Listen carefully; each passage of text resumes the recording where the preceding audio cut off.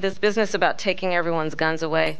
Tim Walz and I are both gun owners. We're not taking anybody's guns away, so stop with the continuous lying about this stuff. Part of my approach to this is I was a career prosecutor for most of my career. I have personally prosecuted homicide cases. I have personally looked at autopsies. I have personally seen what assault weapons do to the human body. And so I feel very strongly that it is consistent with the Second Amendment and your right to own a gun to also say we need an assault weapons ban. They're literally tools of war. They were literally designed to kill a lot of human beings quickly. And then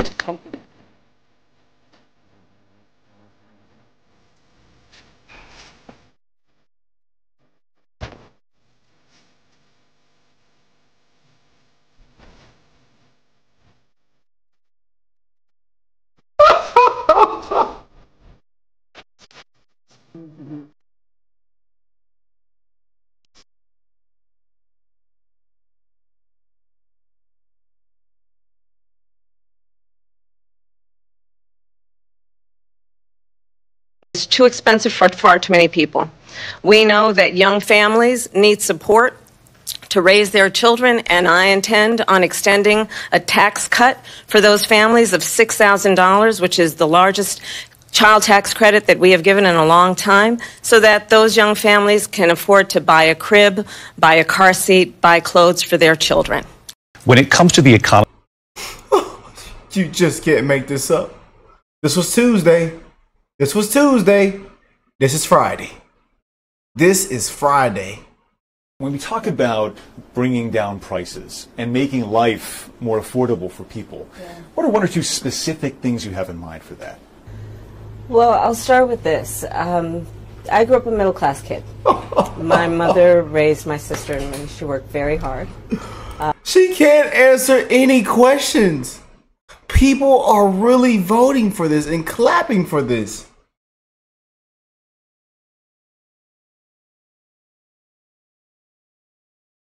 You guys got to register and go vote. She was able to finally save up enough money to buy our first house when I was a teenager. I grew up in a community of hardworking people, you know, construction workers and nurses and teachers, and I try to explain to some people who may not have had the same experience, you know, but a lot of people will relate to this. You know, I grew up in a neighborhood of folks who were very proud of their life.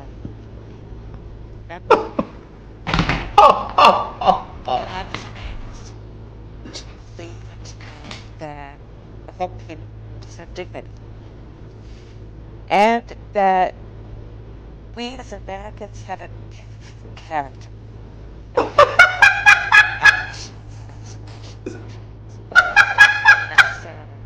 Has access to the resources that Oh my God, bro. when I talk about building it is very much on the mind of investing in business. And creating opportunity for people, for example, to start a small business. Opportunity, if we're gonna make another opportunity to go opportunity, and then, you know, back in the day my grass was nicely cut. The neighbors had a nice grass, and they pulled out the lawnmower every Tuesday and Thursday. Unbelievable. You can't make this up, y'all. We encourage everybody to go out and vote, man. Remember, what I'm going to show you guys, we're going to get into these new polls, this new map, post debate again. But none of this matters or means anything if you don't register and go out and vote. You know, we encourage you guys to go out and vote. And as you can see, we're not against a candidate. We are against a machine. A machine, you know. But as you can see, a lot of undecided voters, independents, resonated with President Trump during the debate, especially with the closing statement. A lot of people are sick of the lies and more lies. And as you can see, they didn't fact check her not once in that debate. as she told lie after lie after lie. You know, tons that have been debunked. You know, that the fact checkers should have fact checked it. But and now you see people come out and say that, you know, even the whistleblowers, that Trump wasn't going to get fact checked. She knew that, and she had the pre-debate questions because the lady just can't put together a freaking sentence. You know, I'm just being real with y'all, man. She can't put together a sentence. People are laughing. This is sad. It's an election time and people are laughing at this. There should be 2 serious tickets. And in my opinion, maybe even more. And that you need a proof of ID, citizenship, all 50 states. And hell, make it 1 week or same day voting, if you ask me. But if things are done fair this year, y'all, there will be history made. I'm going to say it again. If things are done fair this year, there will be history made. And I just don't see. I know y'all laugh and giggling and hollering and, you know, you spit out your water and your coffee and your tea when I say this. But I just don't see how she makes it past 150. I was at 170. I was at 200. But I done got so mad and seen everything that I done seen take place. All the lies and more lies. You know, more not answering questions. More of word salads. You know, more of look like she's drunk. I think she's drunk. I think she's been sipping. I think she's been with Nancy. I think she's been with Nancy. Yeah. Patriots, I think she's been with Nancy. They've been drinking. Breathe in this walkie-talkie. Hands behind your back. You women have had a lot of drinks tonight. You didn't decide to call an Uber? Or have a designated driver? It's a complete wreck, man. It's a complete wreck, I tell you. And we got to save America. We need common sense back. We need a change of leadership. I'm sorry, y'all. But let's check out this new prediction. Huge shout out to Election Time, man. And also shout out to my brother at On Point Politics as well. He does an amazing job. Very, very accurate. But again, it doesn't mean anything unless you guys register and go vote. You know, go out and vote, man. Register and go out and vote. Well, let's go and jump in, y'all. Boy. Trump surges in the latest polling released after the presidential debate. Today, we're going to be taking a look. There's a reason why he is surging after that debate, you know, and I'm not. It was his closing statement, you know. But everybody watched the exact same thing. Everybody was screaming at their TV watching that debate. At the 2024 electoral map based on the single newest poll conducted from all 50 states. And we're going to do this a little bit differently. We're going to fill in the map based on poll closing order so you can see how the map will actually fill in on election night. In case you didn't know, voting doesn't end in every single state at the same time. Voting will end first on many East Coast states, and then slowly the map will fill in from east to west. And so we'll begin with the 6 states where voting will end at 7 p.m. Eastern Time. This is our first poll closing. And so these states will be the first ones to fill in on November 5th. And so we're going to begin in Georgia. This is one of the most competitive states in the entire election. In fact, we know what was happening in Georgia. We know what took place in Georgia. If things are done fair, there will be history made on this map. I'm going to say it again. If things are done fair, there will be history made on this map. Joe Biden, 81 million. But we know what took place at 3 o'clock in the morning, at 4 o'clock in the morning. We seen what they were doing on camera now. Don't forget, Alan, ain't like you ain't forget now. You seen those numbers they brought back in that committee. And you see what they had on paperwork. You seen it. I ain't got to sit up here and lie to y'all. I can't go into full detail because I don't want to get in trouble, but you seen it for yourself. The news has hit the fan already. But they call conspiracy theories.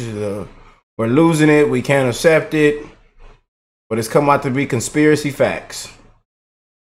It's come to be caught live on camera. 4K. The Peach State was the closest state in the 2020 election. Joe Biden won it by less than 1/4 of a percentage point. This was the only time Democrats have won Georgia since Bill Clinton back in 1992. And it's very unlikely that Kamala Harris is going to perform just as well or better than the incumbent president. In 2016, Trump won the state by over 5 points. Georgia is still fundamentally Republican, and he is on track to winning it back this November. The former president leads by 3% in the most recent Quinnipiac University poll. This is a pretty good margin for Donald Trump, who was expected to lose based on polling in 2020 by a pretty wide margin. The fact that he's even ahead here really says a lot about just how much better he is performing in this election compared to the last. The Peach State is going to be the first state we fill in, and it will be lean Republican. Moving on to Virginia, this is the other competitive state in yellow.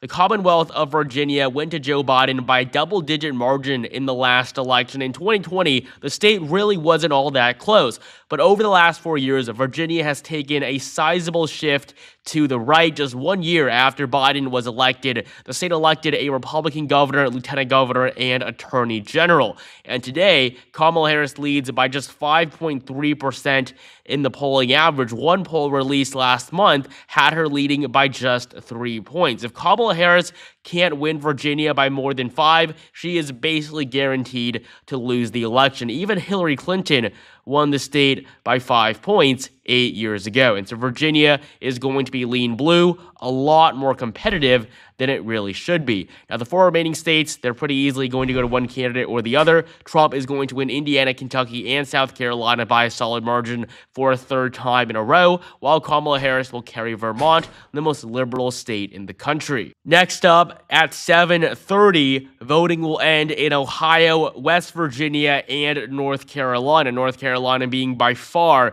the most crucial state out of all 7 of the battleground states, which includes Georgia, North Carolina, as well as Wisconsin, Michigan, Pennsylvania, Nevada, and Arizona. Out of all 7 of these 3 states, North Carolina is the only one that went to Donald Trump in both of the last 2 elections. And so it really is a state that he must win. And luckily for him, according to the polling average in the Tar Heel state, he leads by 0.4%. And according to the most recent poll conducted here, this is a poll conducted after the presidential debate. The debate was on September 10th. The survey period for this was from the 11th to the 13th, and Trump leads by a whopping 3-point margin. North Carolina isn't even going to be tilt like it was in 2020. It is going to be a lean red state. The Tar Heel state has only gone blue once since 1976, and that was when Barack Obama won it by a 1/3 of a percentage point in 2008. Kamala Harris is not going to be the second Democrat to carry North Carolina in the last 50 years. While Ohio, Donald Trump is doing very well there as well. The former president leads by 10% in the most recent Emerson College and the Hill poll. 10 percentage points, double digits for Trump in a state that voted for Barack Obama just 12 years ago. Ohio is now very much in the Republican column. It is a GOP state, and it will be likely red on our map. While West Virginia tends to be the second most Republican state in the country, it is going to be solid red. Only Wyoming is further to the right. And 30 minutes later at 8 p.m. Eastern Time, we have the largest poll closing of the night. The combined electoral count here is 171. This makes up for nearly 1/3 of the entire electoral college. And so we're going to begin by filling in the solid states for both candidates here. A lot of these states are going to be decided by margins of 15 percentage points or more. For example, Donald Trump is easily going to win in states like Oklahoma, Missouri, Tennessee, Mississippi, and Alabama, while Kamala Harris has a clear advantage in Massachusetts, Connecticut, Rhode Island, Maryland, and the District of Columbia, while Illinois, New Jersey, and Delaware are going to be slightly more competitive, with the state of Maine as a whole being a lean blue state, the 1st district being solid blue, and the 2nd district solid red. And before we move on, 83% of you... Unbelievable, man. I just don't see it, though. I really don't. I just don't, man. Entire country. With Pennsylvania, Trump is unbeatable. He's already favored to win in North Carolina and fracking. Y'all seen what this took place in Pennsylvania? She can't tell the Pennsylvania voters not one good single reason to vote for her. She couldn't even get her sentence out. The lady can't go off script. It's a disaster. Shame on the Democrats, man. Shame. I'm telling you, and y'all say this and that, but they would have been better off just keeping Joe on the ticket. Just keeping Joseph on the ticket. You know. No, I shouldn't say that. That's elderly abuse. That's elderly abuse. I'm sorry, y'all. Elderly abuse, man. But still, a shame on them. In Georgia, and if he wins every other non-competitive Republican state, as long as he wins in Pennsylvania, he is going to get past 270 electoral votes. Kamala Harris can win Wisconsin, Michigan, Nevada, and Arizona. It won't matter at that point. If Pennsylvania goes red, the election will go to Trump. And so right now, Pennsylvania is among the most competitive states in the entire country. Kamala Harris leads by 0.1% in the polling average, but this is mainly because of outlier polls that have heavily favored her over the last 2 months. But Trump is taking back this polling average. In fact, he leads in the latest poll from the Trafalgar Group. The CBS poll is a tie, so we're going to refer to the second most recent poll, and the Trafalgar Group has Trump leading by 2 percentage points. So the Keystone State is going to be tilt red on our map, but that is going to be enough for him to win the presidency if everything else goes as it should. And this is not at all impossible. Trump won Pennsylvania back in 2016 by nearly 1 percentage point. This is a state he's won before, and currently he is... I think it's gonna do way better than that, y'all. What do y'all think? I think it's going... Pennsylvania is going... I'm just... Look, if like I say, I'm gonna say it again. If things are done fair, history will be made on this map 2024.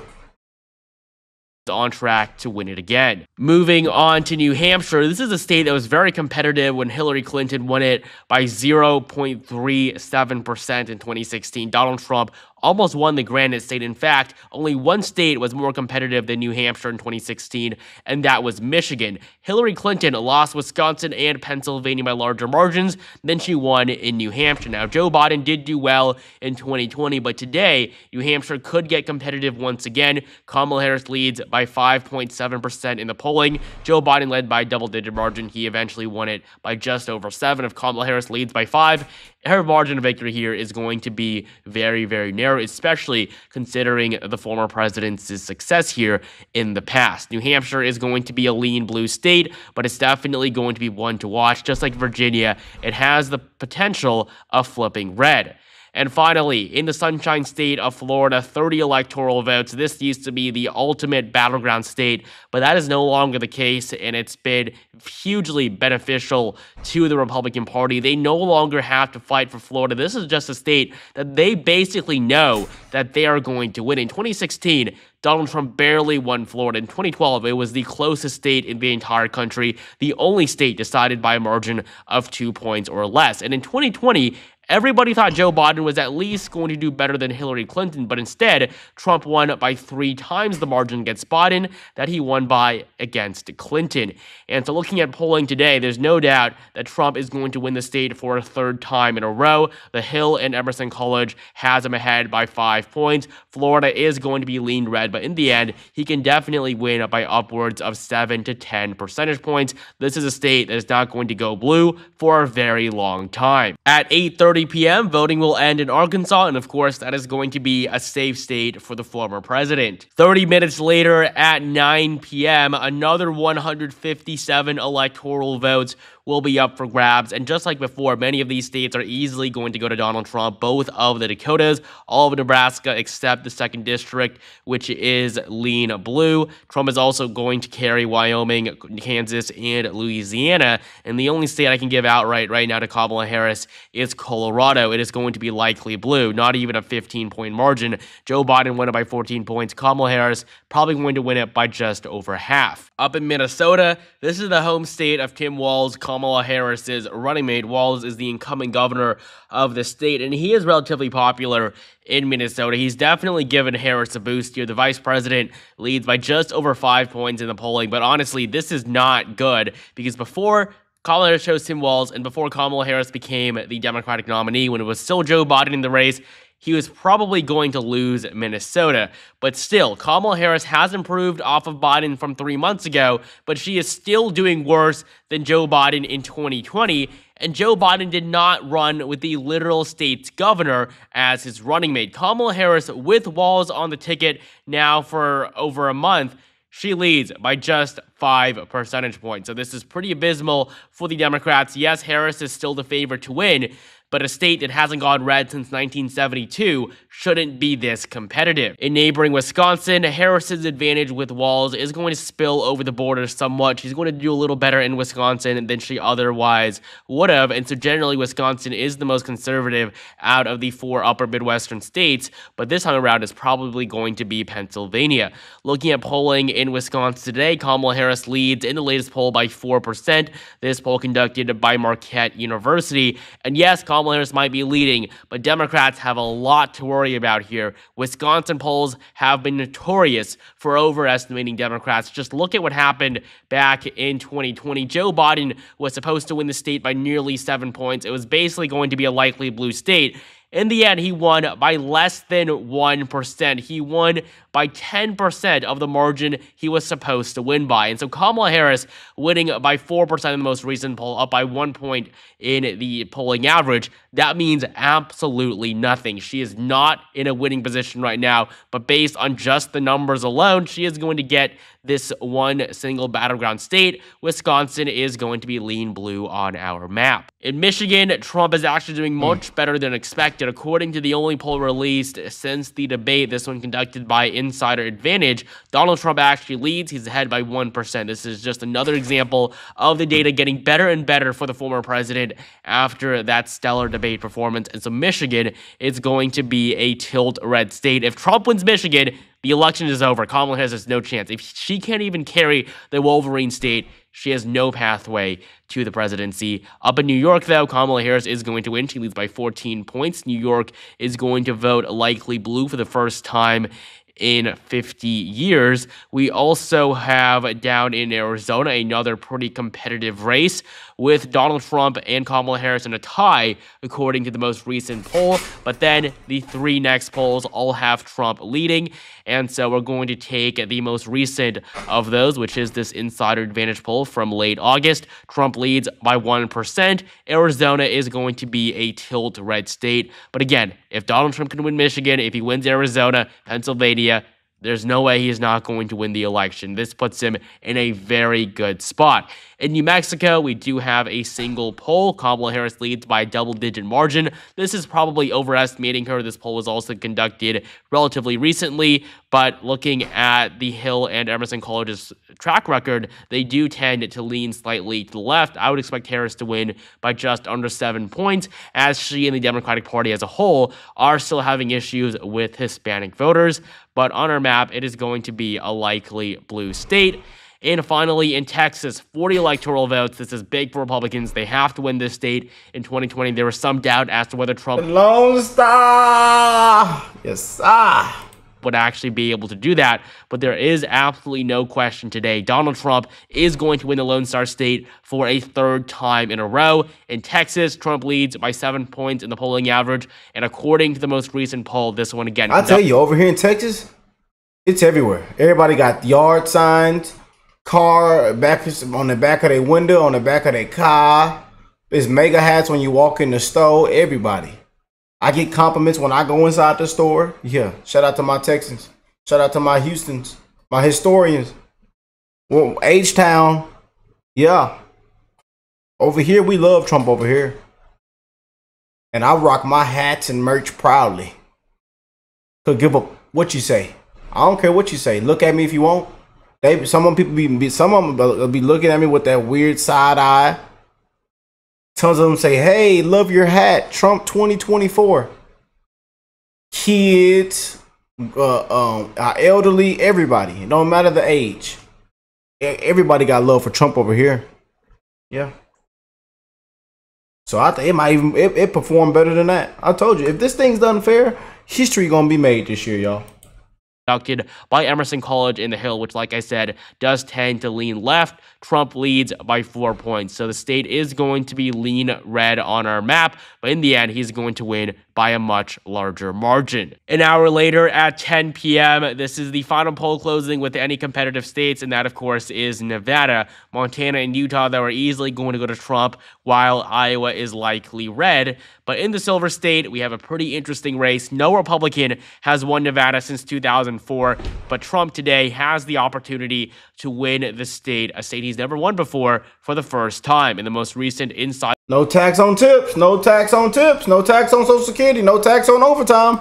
Advantage poll, the former president leads by 1%. I imagine after this debate performance, he'll be leading by even more. Nevada is another one of those states that really did overestimate Joe Biden in the last election. Kamala Harris's 0.6% lead in the polling average, it is nowhere near enough. And many of them are coming from older polls that do tend to oversample Democrat voters.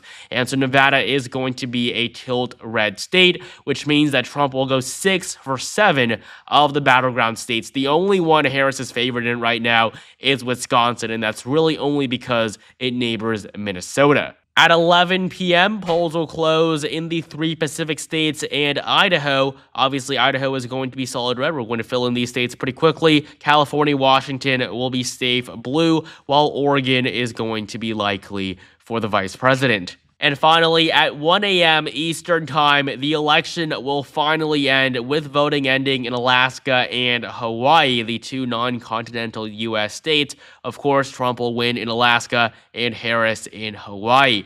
And so based on the newest poll conducted from every single state, a lot of this data came out after that presidential debate on September 10th.